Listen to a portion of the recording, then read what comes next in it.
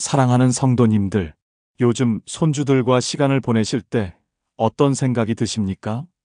아이들이 스마트폰만 들여다보고 있을 때, 게임에만 빠져 있을 때, 교회 가기를 싫어할 때 어떤 마음이 드시나요? 혹시 이런 걱정을 해보신 적이 있으십니까? 우리 손주들이 과연 믿음을 가지고 살아갈까? 이 세상에 유혹이 이렇게 많은데 하나님을 믿고 따라갈 수 있을까?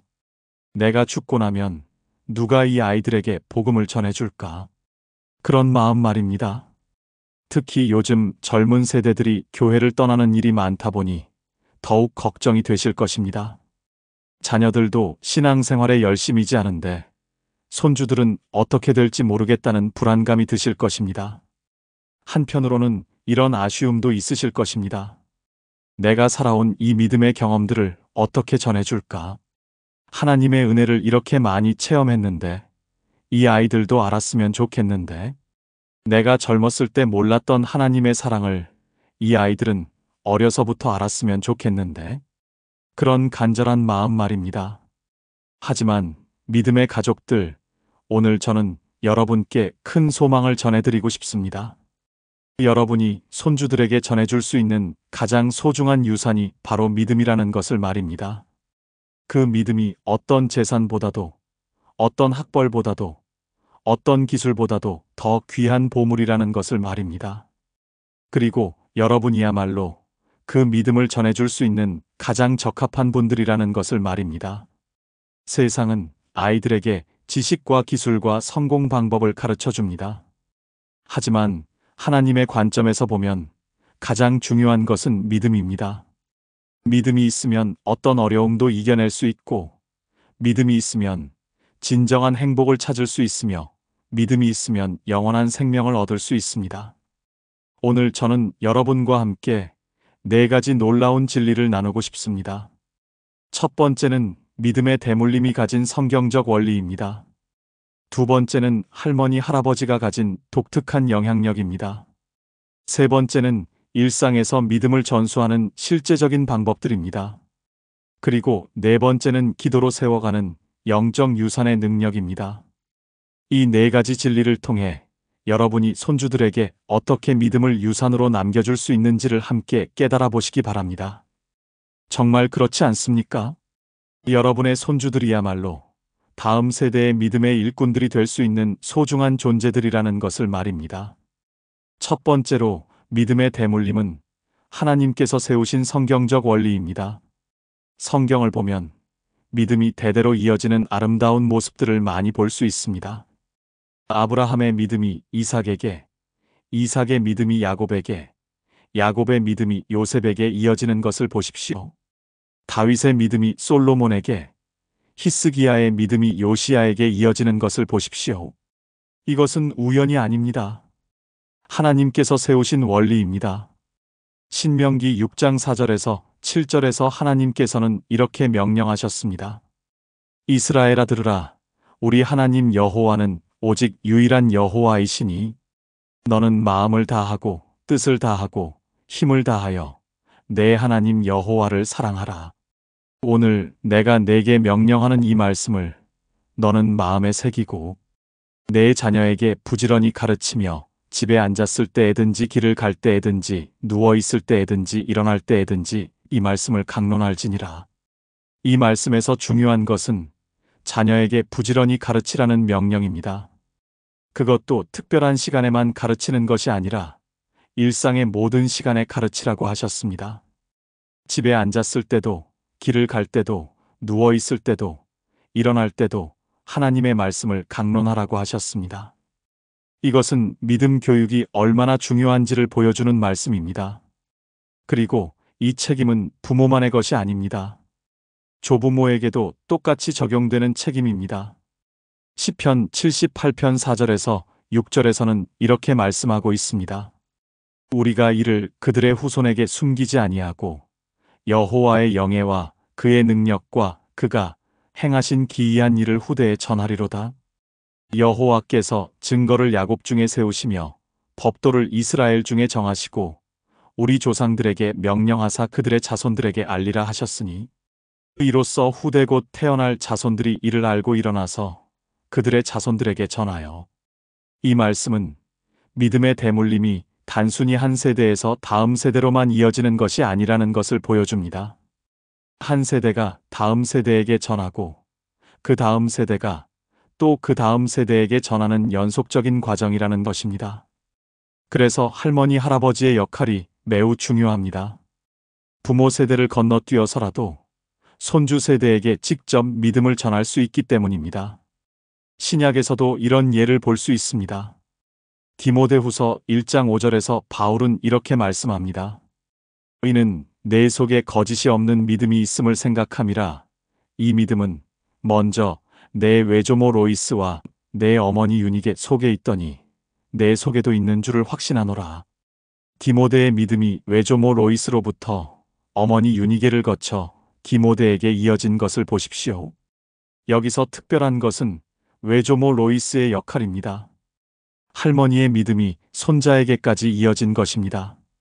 그리고 그 믿음이 거짓이 없는 참된 믿음이었다고 바울이 증거하고 있습니다. 사랑하는 성도님들, 이것이 바로 여러분이 가지고 있는 특권입니다. 여러분의 믿음을 손주들에게 전해줄 수 있는 하나님께서 주신 기회입니다. 여러분이 평생 경험한 하나님의 은혜, 여러분이 겪어온 하나님의 신실하심, 여러분이 체험한 기도의 능력을 손주들에게 전해줄 수 있는 소중한 기회입니다. 그런데 때로는 이런 생각을 하실 수도 있습니다. 요즘 아이들은 옛날과 달라서 우리 말을 잘 듣지 않는다고 말입니다. 스마트폰과 게임에만 빠져 있어서 하나님 이야기에는 관심이 없다고 말입니다. 하지만 이것은 잘못된 생각입니다. 아이들의 본질은 변하지 않습니다. 사랑에 목마르고 관심에 목마르며 진정한 이야기에 목마른 것은 예나 지금이나 똑같습니다. 다만 전하는 방법을 시대에 맞게 조정할 필요가 있을 뿐입니다. 무엇보다 중요한 것은 여러분의 진실한 사랑과 간절한 마음입니다. 그런 마음으로 다가가면 아이들의 마음도 열릴 것입니다.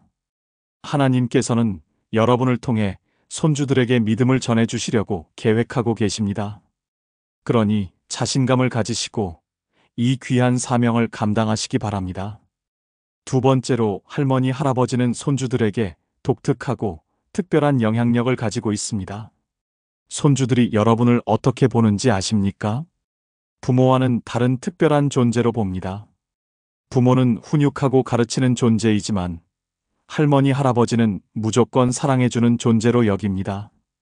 부모에게는 말하지 못하는 이야기도 할머니, 할아버지에게는 털어놓습니다. 부모의 말은 잔소리로 들려도 할머니, 할아버지의 말은 특별하게 들립니다. 이것이 바로 조부모가 가진 독특한 영향력입니다.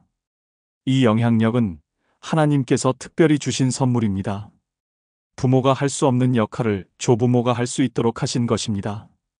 특히 믿음을 전수하는 일에서는 조부모의 역할이 매우 독특합니다. 첫째, 조부모는 시간적 여유가 있습니다. 부모들은 직장과 육아와 가사일로 바쁩니다.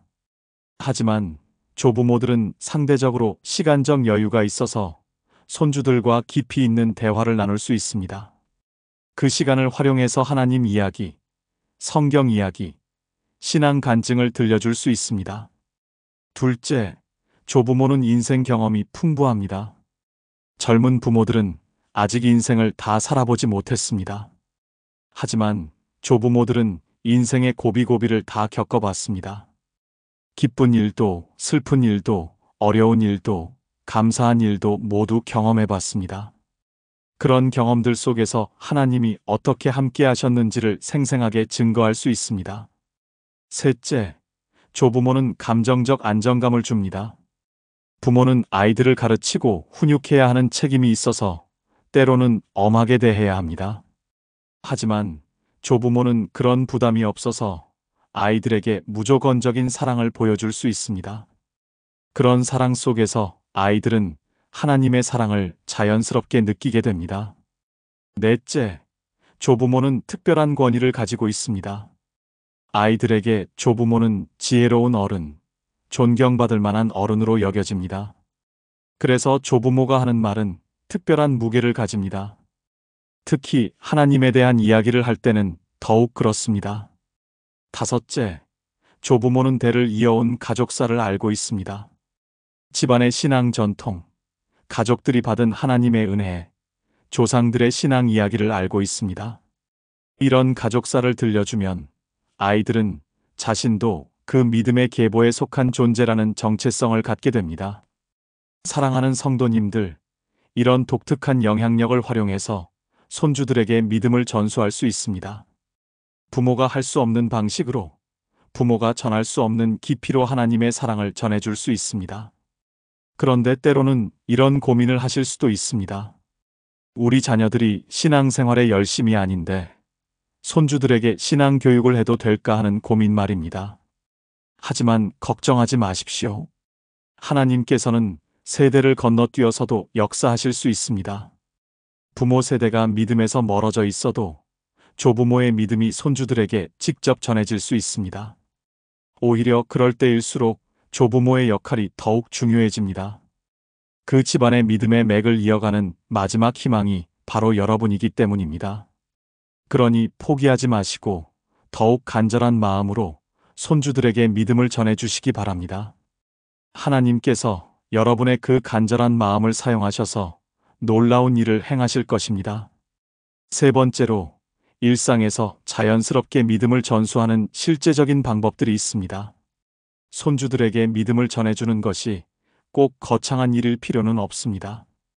일상의 작은 순간들을 활용해서 자연스럽게 하나님을 알려줄 수 있습니다. 오히려 그런 자연스러운 방법들이 더 효과적일 때가 많습니다. 첫째, 식사 시간을 활용하시기 바랍니다. 손주들과 함께 식사할 때 감사 기도를 해주시기 바랍니다. 하나님께서 맛있는 음식을 주셔서 감사합니다. 건강하게 해주셔서 감사합니다. 가족이 함께 할 수 있게 해주셔서 감사합니다. 이런 간단한 기도를 통해 아이들은 하나님이 모든 것을 주시는 분이라는 것을 자연스럽게 배우게 됩니다. 또한 식사하면서 하나님의 창조에 대해 이야기해 줄 수도 있습니다. 이 쌀이 어떻게 자라는지, 이 과일이 어떻게 열리는지, 하나님께서 얼마나 지혜롭게 만드셨는지를 이야기해 주시기 바랍니다. 둘째, 산책하거나 나들이 할 때를 활용하시기 바랍니다. 아름다운 자연을 보면서 하나님의 창조의 신비를 알려줄 수 있습니다. 예쁜 꽃을 보면서 하나님께서 얼마나 아름답게 만드셨는지, 높은 산을 보면서 하나님의 능력이 얼마나 크신지, 넓은 바다를 보면서 하나님의 사랑이 얼마나 넓은지를 이야기해 줄 수 있습니다. 시편 19편 1절에서 다윗이 하늘이 하나님의 영광을 선포하고 궁창이 그의 손으로 하신 일을 나타낸다고 고백한 것처럼 자연을 통해 하나님을 알려줄 수 있습니다. 셋째, 놀이 시간을 활용하시기 바랍니다. 아이들과 함께 놀면서 성경 이야기를 들려줄 수 있습니다. 블록을 쌓으면서 노아의 방주 이야기를, 그림을 그리면서 천지창조 이야기를, 인형놀이를 하면서 예수님 이야기를 들려줄 수 있습니다.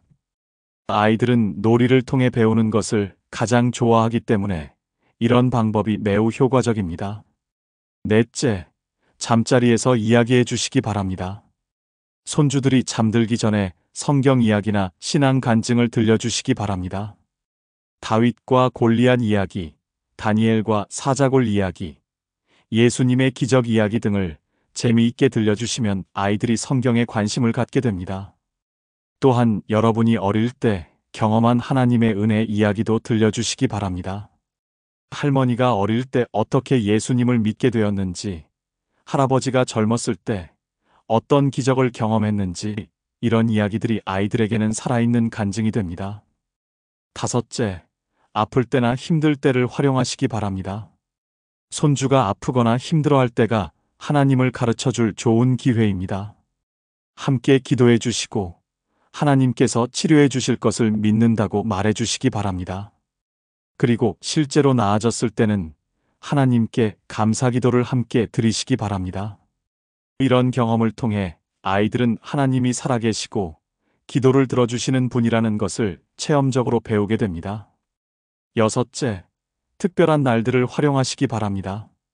생일이나 명절, 기념일 같은 특별한 날에는 하나님께 감사하는 시간을 가지시기 바랍니다. 한 살 더 자라게 해주신 하나님께 감사하고, 가족이 함께할 수 있게 해주신 하나님께 감사하며, 건강하게 지켜주신 하나님께 감사하는 시간을 만드시기 바랍니다. 일곱째, 질문에 성실히 답해 주시기 바랍니다. 아이들이 하나님에 대해 질문할 때 성실히 답해 주시기 바랍니다. 하나님이 어디에 계시는지, 왜 보이지 않는지, 왜 기도해야 하는지 같은 질문들에 아이들이 이해할 수 있는 수준으로 답해 주시기 바랍니다. 모르는 것은 솔직히 모른다고 하시고 함께 찾아보자고 하시면 됩니다. 중요한 것은 아이들의 질문을 진지하게 받아들이고 성실하게 답하려는 마음입니다. 여덟째, 찬송과 기도를 함께 하시기 바랍니다.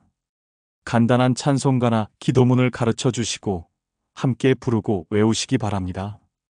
예수 사랑하심은, 하나님의 사랑은, 지금까지 지내온 것 같은 쉬운 찬송가부터 시작하시면 됩니다.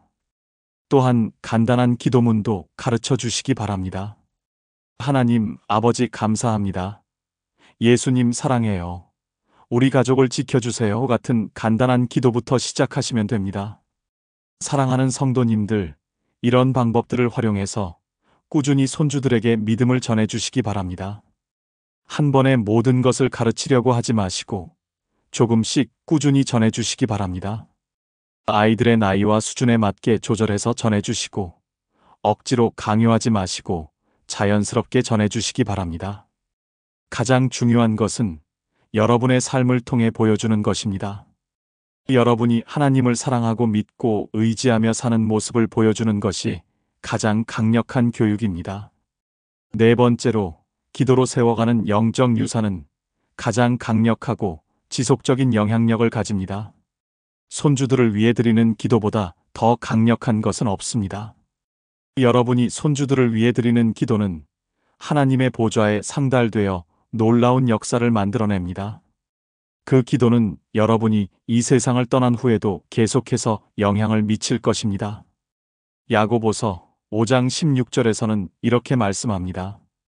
의인의 간구는 역사하는 힘이 큼이니라. 여러분은 하나님 앞에서 의로운 분들입니다. 평생 하나님을 믿고 따라온 분들입니다. 그런 여러분의 기도는 특별한 능력이 있습니다. 특히 손주들을 위한 기도는 더욱 그렇습니다. 손주들을 향한 여러분의 사랑이 얼마나 순수하고 진실한지 하나님께서 아시기 때문입니다. 그러면 손주들을 위해 어떻게 기도해야 할까요? 첫째, 손주들의 구원을 위해 기도하시기 바랍니다. 가장 중요한 기도 제목은 손주들이 예수님을 믿고 구원받는 것입니다. 어린 나이에 예수님을 마음에 영접하고 평생 믿음 안에서 살아가게 해달라고 기도하시기 바랍니다. 하나님께서 손주들의 마음을 여시고 복음을 받아들일 수 있게 해달라고 간구하시기 바랍니다.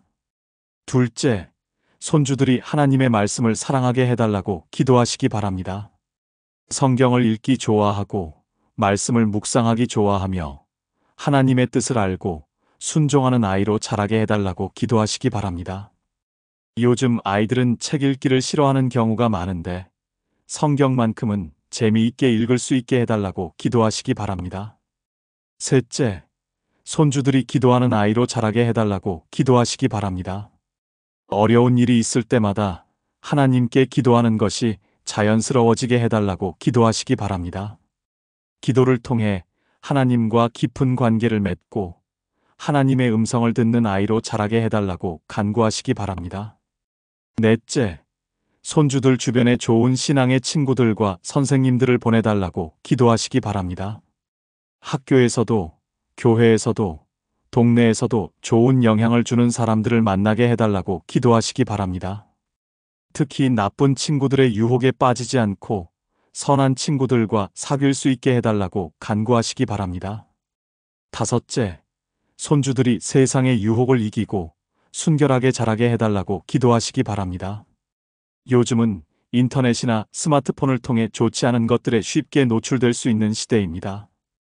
그런 유혹들을 이기고 순수한 마음을 유지하며 자라게 해달라고 기도하시기 바랍니다.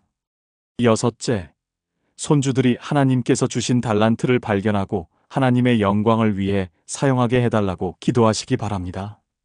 각자에게 주신 특별한 은사와 능력을 발견하고 그것을 자신의 성공을 위해서가 아니라 하나님의 영광과 이웃의 유익을 위해 사용하는 사람으로 자라게 해달라고 기도하시기 바랍니다.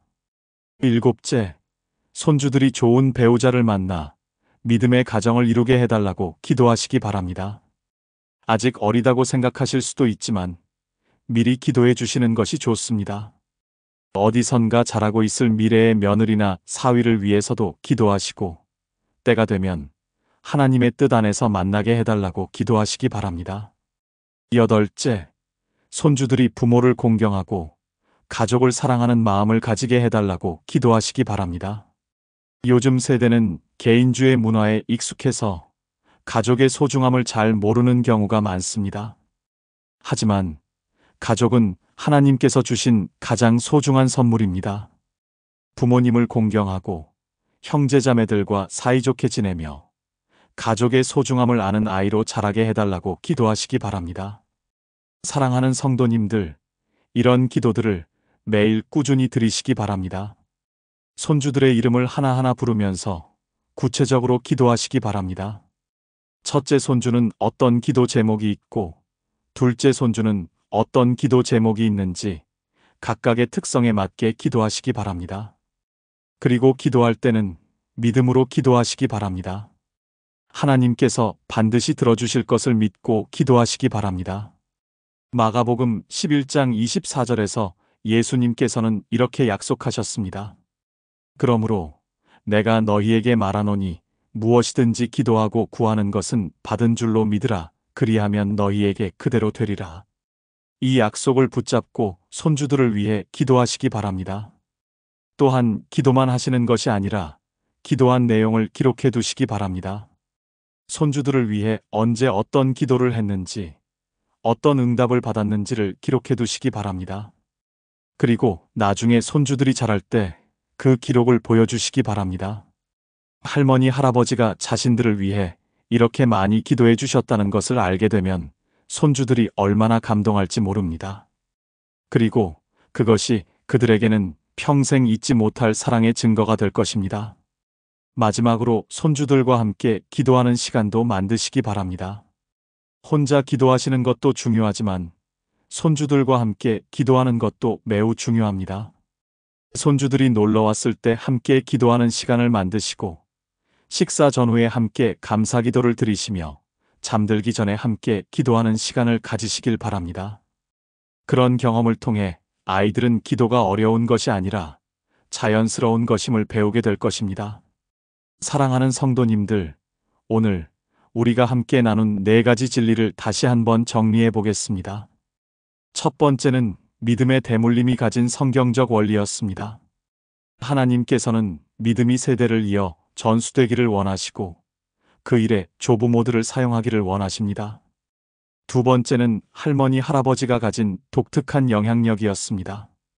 조부모는 부모와는 다른 특별한 위치에서 손주들에게 믿음을 전할 수 있는 특권을 가지고 있습니다. 세 번째는 일상에서 믿음을 전수하는 실제적인 방법들이었습니다.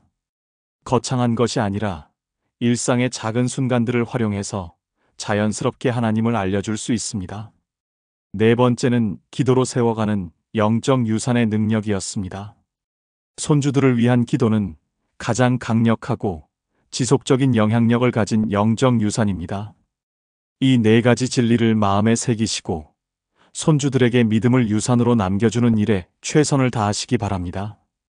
이것은 여러분이 할 수 있는 가장 의미 있는 일이고 가장 가치 있는 투자입니다. 돈이나 재산은 언젠가 없어질 수 있지만 믿음은 영원히 남는 유산입니다. 세상의 지식이나 기술은 시대가 바뀌면 쓸모 없어질 수 있지만 하나님에 대한 믿음은 언제나 유효합니다. 세상의 성공은 일시적일 수 있지만 하나님과의 관계는 영원합니다. 그러니 손주들에게 무엇보다 먼저 믿음을 전해주시기 바랍니다. 그것이 여러분이 손주들에게 줄 수 있는 가장 소중한 선물입니다. 물론 쉬운 일은 아닙니다. 요즘 세대들은 과거와 많이 다르고 세상의 유혹도 더 강해졌습니다. 하지만 포기하지 마십시오. 하나님께서 여러분과 함께 하실 것입니다. 하나님께서는 여러분의 간절한 마음을 아시고 여러분의 기도를 들어주시며 여러분의 노력을 축복해 주실 것입니다. 때로는 당장 눈에 보이는 변화가 없을 수도 있습니다. 손주들이 별로 관심을 보이지 않는 것 같을 수도 있습니다. 하지만 실망하지 마십시오. 씨앗을 뿌린 후 바로 열매가 맺히지는 않지만 때가 되면 반드시 싹이 트고 자라서 열매를 맺게 됩니다. 여러분이 뿌린 믿음의 씨앗도 마찬가지입니다. 지금 당장은 보이지 않을지라도 손주들의 마음 깊은 곳에 심어지고 있고 때가 되면 반드시 싹을 틔우고 자라날 것입니다. 그러니 낙심하지 마시고 계속해서 사랑으로 믿음을 전해주시기 바랍니다. 또한 혼자서만 하려고 하지 마시고 가족들과 협력하시기 바랍니다. 자녀들과도 상의해서 손주들의 신앙 교육에 대해 함께 고민하시고 교회 선생님들과도 협력해서 아이들이 교회를 사랑하게 만드시기 바랍니다. 가정과 교회가 함께 협력할 때 더 큰 효과를 얻을 수 있습니다. 무엇보다 여러분 자신이 먼저 믿음의 본을 보이시기 바랍니다. 말로만 가르치는 것이 아니라 삶으로 보여주시기 바랍니다. 하나님을 사랑하고 말씀을 사랑하며 기도를 사랑하는 모습을 보여주시기 바랍니다. 어려운 일이 있을 때도 하나님을 신뢰하고 감사할 일이 있을 때는 하나님께 영광 돌리는 모습을 보여주시기 바랍니다. 그런 여러분의 삶을 보면서 손주들은 자연스럽게 믿음이 무엇인지를 배우게 될 것입니다. 사랑하는 성도님들, 손주들에게 믿음을 유산으로 남겨주는 일은 하나님께서 여러분에게 주신 거룩한 사명입니다. 이 일을 통해 하나님의 나라가 다음 세대로 확장되고 복음이 계속해서 전해지며 하나님의 영광이 세세토록 나타나게 됩니다. 여러분은 그 위대한 일의 동역자들입니다. 하나님께서 여러분을 신뢰하시고 이 귀한 일을 맡겨주신 것입니다. 그러니 이 사명을 가볍게 여기지 마시고 최선을 다해 감당하시기 바랍니다. 여러분의 손주들이 훗날 자라서 하나님의 일꾼이 되고 그들의 자녀들에게 또 믿음을 전수하는 모습을 상상해 보십시오. 여러분이 시작한 믿음의 대물림이 대대로 이어져서 수많은 영혼들이 구원받고 하나님의 영광을 나타내는 모습을 상상해 보십시오. 그런 아름다운 미래가 여러분의 손에 달려 있습니다. 하나님께서 여러분과 함께 하시고 여러분의 모든 노력을 축복해 주시며 여러분을 통해 놀라운 일들을 행하시기를 간절히 기도합니다. 혹시 오늘 말씀이 은혜가 되셨다면 좋아요 버튼을 눌러주시고 댓글로 여러분의 기도 제목이나 신앙교육 경험을 나눠주시기 바랍니다. 손주들에게 어떻게 믿음을 전해주고 계신지, 어떤 어려움이 있으신지, 어떤 은혜를 경험하셨는지를 나눠주시면 다른 분들에게도 큰 도움과 격려가 될 것입니다. 특히 같은 고민을 하고 계신 분들에게는 실제적인 도움이 될 것입니다. 여러분의 경험과 지혜가 많은 분들에게 축복이 되기를 소망합니다. 그리고 이런 은혜로운 말씀을 더 많은 분들과 나누고 싶으시다면 구독과 알림 설정도 부탁드립니다. 앞으로도 여러분의 신앙생활과 가정생활에 도움이 되는 말씀들, 여러분의 마음에 위로와 격려가 되는 내용들을 계속해서 나누겠습니다. 하나님의 크신 사랑과 은혜가 사랑하는 성도님들과 여러분의 가정에 충만하기를 축복합니다. 특히 여러분의 소중한 손주들 위해 하나님의 특별한 은혜와 축복이 함께 하시기를 간절히 기도합니다. 여러분의 모든 기도와 노력이 결실을 맺어서 손주들이 어려서부터 하나님을 알고 믿으며 평생 믿음 안에서 살아가는 복된 인생을 살기를 소망합니다. 그리고 여러분을 통해 시작된 믿음의 대물림이 대대로 이어져서 하나님의 나라 확장에 크게 쓰임받기를 간절히 축복합니다. 건강하시고 평안하시기 바랍니다. 항상 기쁨과 소망이 충만한 삶을 사시기 바랍니다. 하나님의 사랑 안에서 늘 승리하시기 바랍니다. 감사합니다.